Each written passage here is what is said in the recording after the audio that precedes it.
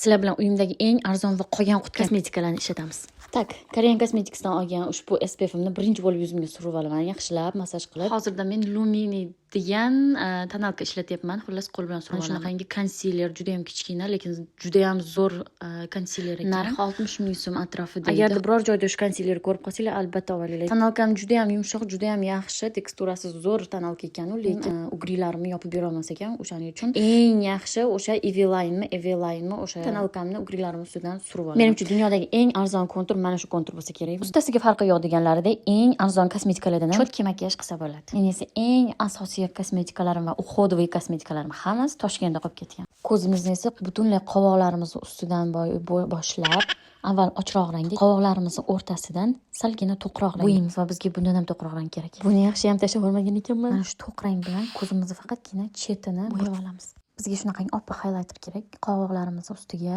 ko'zlarimiz burchaklariga, ko'zimizni tagiga ham korичневый bilan bo'yab olamiz. Va mening eng sevimli pudram.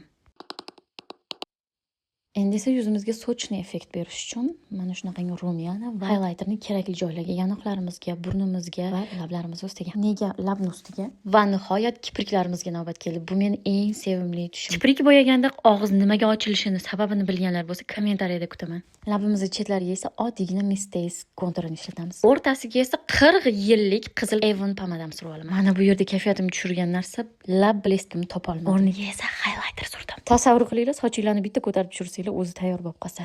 Erim ko'tingni tirsillatib kiymaysan deb tayinlaganda ekan, qaranglar nima qildi. Buni menga ayajonim tikib berdi. Kerak bo'lsa direktga o'tkaverasizlar. Endi savol, nima deb o'ylaysizlar? Erim shunday ham kiydirdimi yoki yo'qmi? Kommentariyada kutaman.